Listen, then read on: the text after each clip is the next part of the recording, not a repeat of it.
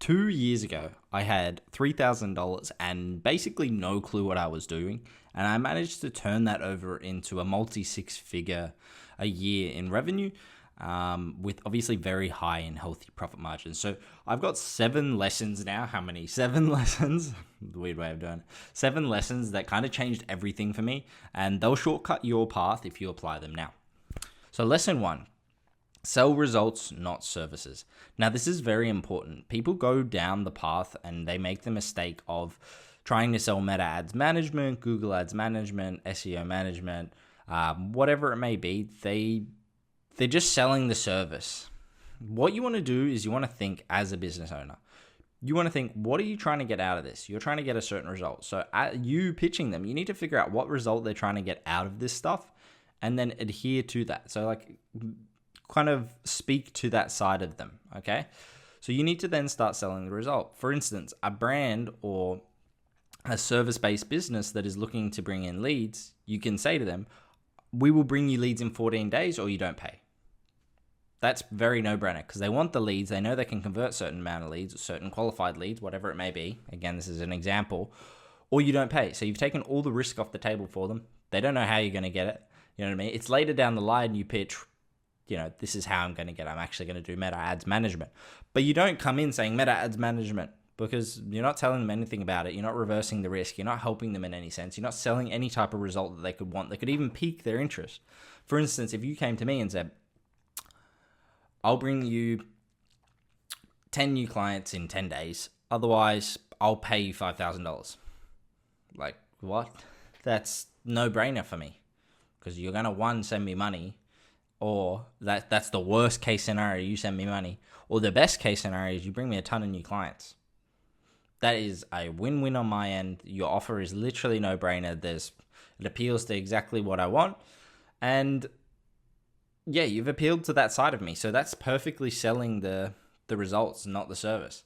And then later down the line, I'd figure out, it's through cold email that he does it. It's through X management he does it. Whatever it may be. But you reverse the risk. You've sold me the result. So keep that in mind when you're doing things. People don't actually care how they get these results, as they just want the results. A friend of mine's client actually said to him the other day, I don't care how you get revenue in. You could rub your balls against the screen for all I care. And this is as long as the result is hit. So this is just an example of people don't actually care. They just want to be sold on the result. They just want the end result. So appeal to that. Now, lesson 2, one offer that works over 10 niches.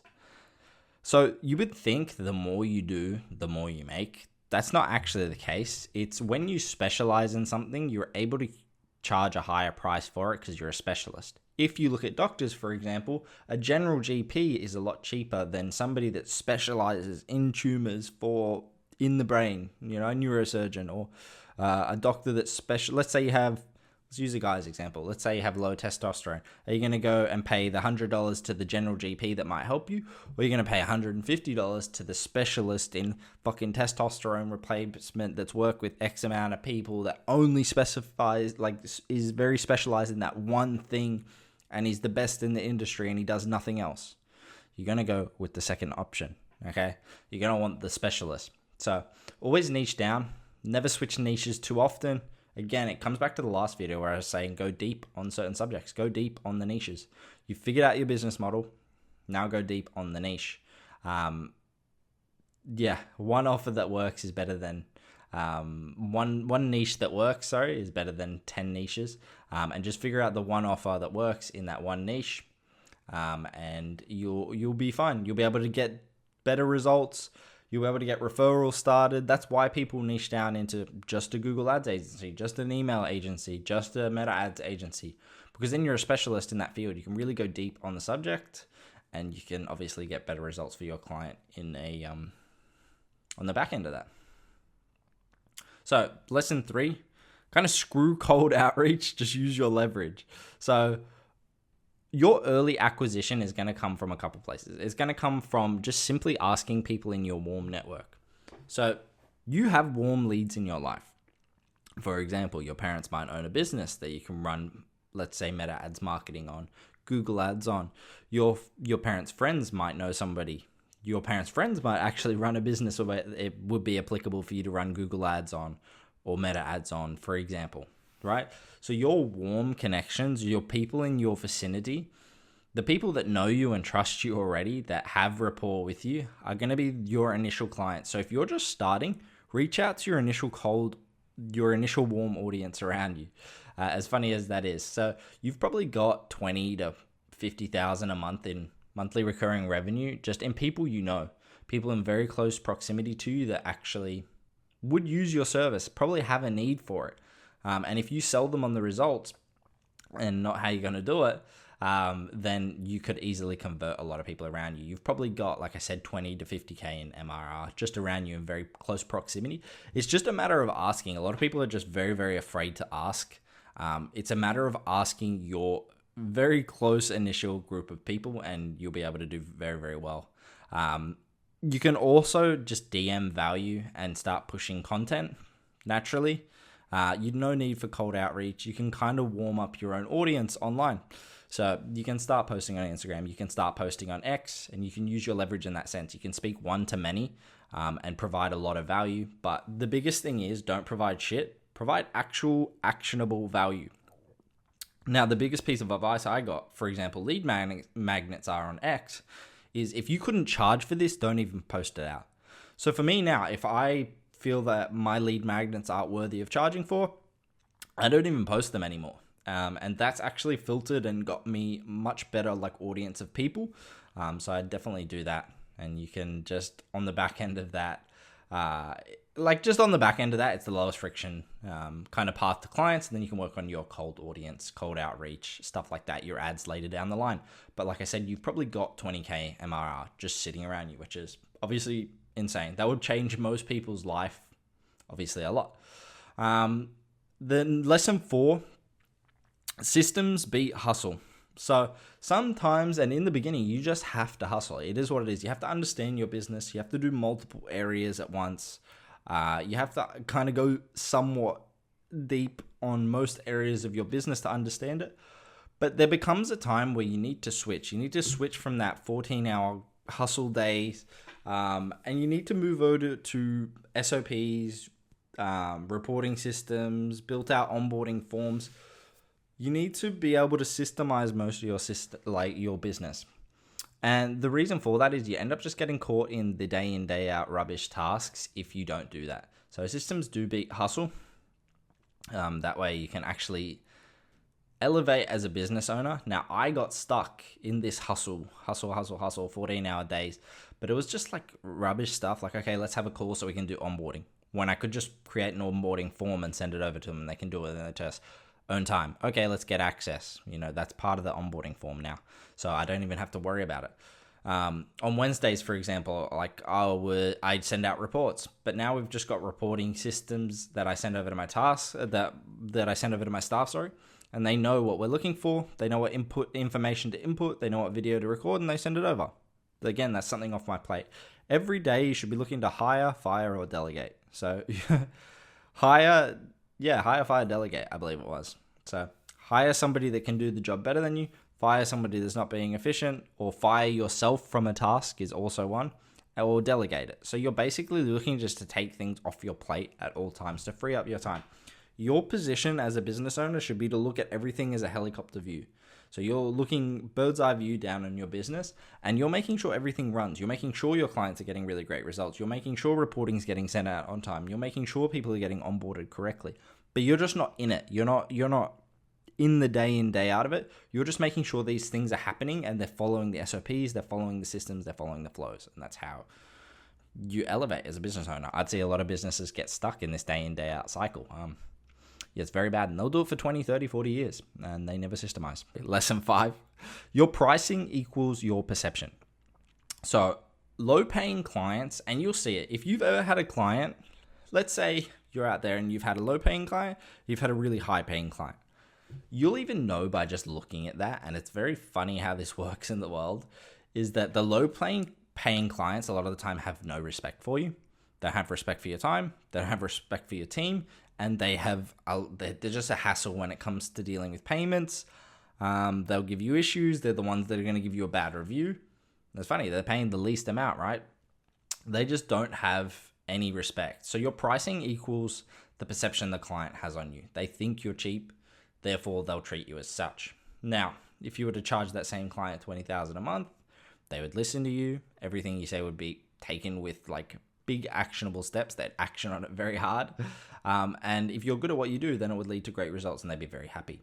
Now, I'm not saying charge everyone a massive outlandish price. That's not what I'm saying. But I'm saying your pricing, if your pricing equals your perception, you want to make sure that you're not charging too cheap. For instance, if you're charging out your services at $500 a day, $500 a month, $500 a day, that'd be nice. $500 a month, then that client doesn't have any respect for you. Very, very low respect. They won't respect the work you do. They won't respect the amount of hours you put in. In a lot of cases, again, there's exceptions in the rule, but as a generalization, that's usually the case. Now, if you increase your pricing, let's look at the inverse of that. The higher paying clients. I've got a client that pays me very, very well. I'll put it in a ballpark for you, 4 to 8K a month. He pays me 4 to 8K a month. He's probably the best client I've ever had. We see each other as like partners in a sense. He sees me as a partner. He has a lot of respect for me. Anything that I need is done within a day, 2 days. Everything's very fast. Everything's very, very fast. He never hassles me, never bothers me, never questions what we're doing. And this has been the case with a lot of my high-paying clients. So make sure in the beginning that you're not charging yourself out at a ridiculously low rate. Otherwise, you're just asking for trouble initially. Make sure you're charging yourself out at least $1,000 a month. So lesson 6, clarity sells. Now, if your service, your offer, if you can't explain it in less than 2 sentences, it won't sell. If something's overly complex, people will be like, fuck this. You know what I mean? It's too difficult. So for me, it's results in X time frame or you don't pay. For example, that's one example of many things you could do, but results in X time frame or you don't pay. So, for instance, 10,000 in sales in 30 days or you don't pay.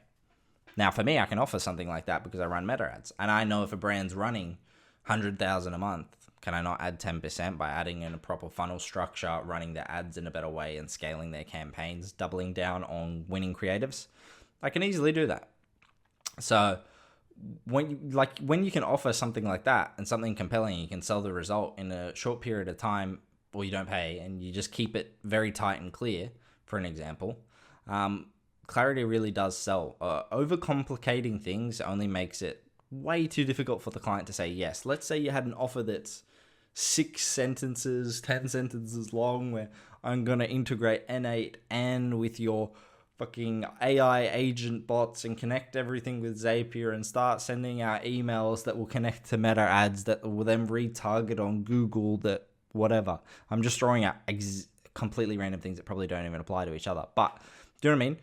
That's too hard, opposed to me saying I'm going to add $50,000 to your bottom line in 30 days, or you don't pay, or I'll send you your money back. Okay. If you can do that, how are you going to do it? Meta ads. We've done it for this person. Like, okay, it's no brainer for them. Let's try it. Let's go ahead. And if you're not retarded and you're actually decent at what you do and you're able to convey the offer very well and they like you as a person, because people buy from people they like, then it'll be an easy sell for you and you will obviously do very well. Another one, lesson 7, and this is a hard-hitting one for me. Environment shapes your success. So you are the average of who you hang with. Now, I would prompt you all to go and watch at Sem King, at Hamza, his video on X that he just posted this morning.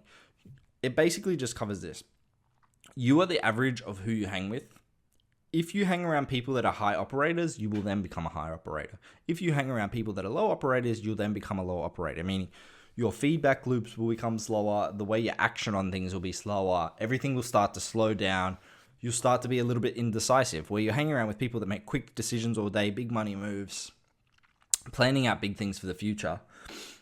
You'll start to be the average of that. And I even talk about along where you'll rise to the temperature of the room, depending on what the thermostat's set at, right? So this is very, very important. So you can get in better rooms, better environments that will shape your success by joining masterminds, paying for coaching, engaging in the high level groups, and just reaching out to people that are higher level than you in general. If you change your circle, you will change your pace. Now, I got a very lovely comment from Chris, an old student of mine that actually paid me a couple $1,000s, I think, a couple years ago to teach him trading. And he gave me a very nice comment, which I might even throw up. And it basically boils down to this exact principle where environment shapes success. Now, Chris used to hang around a bunch of low-level people. He used to drink a lot. He used to hang around all these people where it was a normal set standard. And then he started hanging around me through paying for my community back in the day. And he started engaging with me and a bunch of like other high-level operators. Now, this is the main thing. He became the average of the people he started hanging out with, right? And it changed everything for him. Like, he's saying he's so eternally grateful for how I've changed his mindset, how things have changed for him. And that only changed because he changed his circle. All these other things, yes, sure. But the main catalyst was him changing his circle. So if you guys want any of the back-end SOPs, you want me to dive into systems, sales scripts, docs, anything like that, or you just want to see more of this growth SMMA type content, obviously 3K to multi six figures in a year is not the best result ever. I'm not saying it is. I'm not saying it's the greatest in the world. I'm not an Iman Gadzi or anything like this. I am just someone from Australia running a business, small business, and kind of documenting the process in a sense. So these are the biggest lessons that I've kind of taken away in the past couple of years. And obviously I hope the growth continues on this path, but I will see you all soon.